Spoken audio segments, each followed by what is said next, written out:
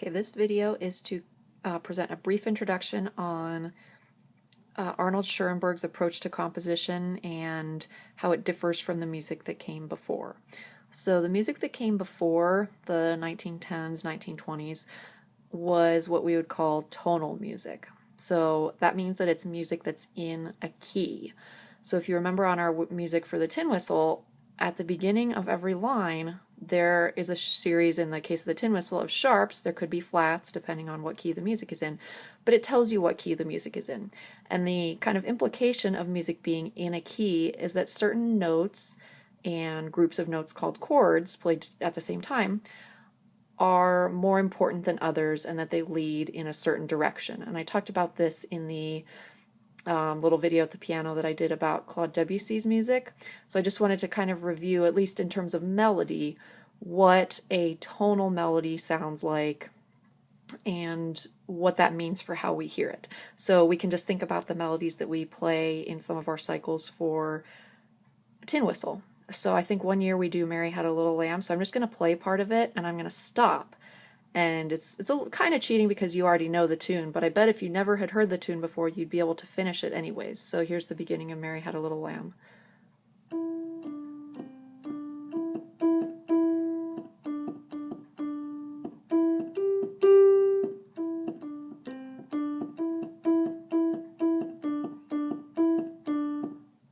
And you can finish it because you know the next note is.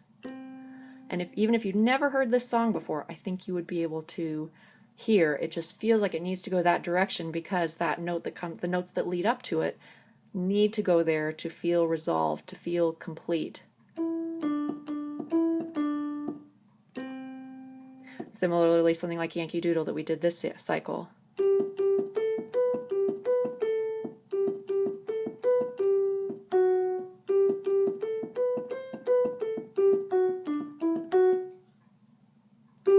You know that it's going to go there. And if I don't resolve it to that note, if I don't finish it, it feels incomplete.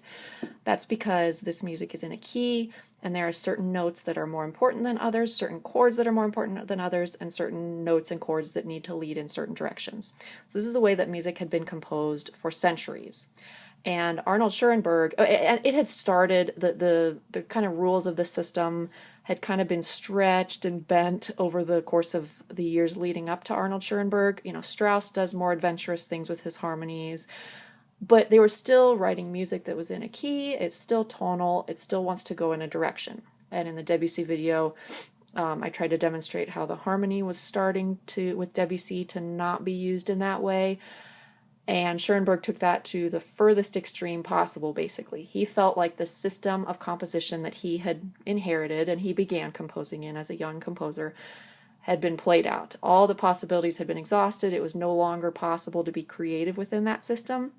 And so he wanted to find a totally new way of composing music, and he truly thought that this was the method of the future, that everyone was going to compose in this style after he developed it. That turned out not to be the case, but it was just a totally new approach. Instead of music being in a key, he wanted it, which we'd call tonal music, he wanted to compose atonal music. So a meaning the opposite, or not. So it's music that is not tonal, it's not in a key. And the way that that is achieved by the composer is by not allowing any notes or chords to become more important than others, not allowing there to be a sense that certain notes or chords need to lead in a certain direction. So in contrast to those melodies I just played, I'm going to play an example of something that could have been, I don't know if this is actually in a Schoenberg composition, but this is the type of melody that Arnold Schoenberg would write. And the way that he's avoiding a sense of being in a key is that you play every pitch. There's 12 pitches that are possible, 12 different notes. 1, 2, 3, 4, 5, 6, 7, 8, 9, 10, 11, 12. You play all 12 of them before you repeat. And then that way the idea is no single one can start occurring more often than the others and start becoming the key that a piece is in. So it's just a totally different approach to composition. So this is an example of a melody that Schoenberg might write.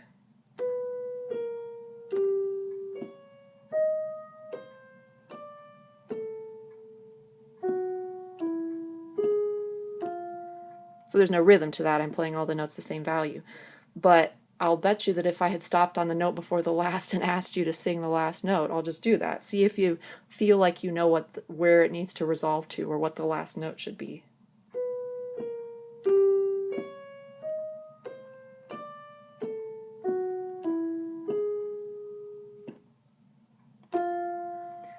Maybe you could have guessed what that note was supposed to be, but it's not nearly as easy and natural as music that is tonal. So what that was, an example of, you could say atonal music, or specifically 12-tone music, because you play all 12 tones or notes before you repeat. That also could be called a series. So we call this type of music serial music, S-E-R-I-A-L. So I'll talk a little bit more about Schoenberg in the other video, but this is just an example trying to demonstrate how differently Schoenberg was approaching composition than the music that had been composed for centuries before him.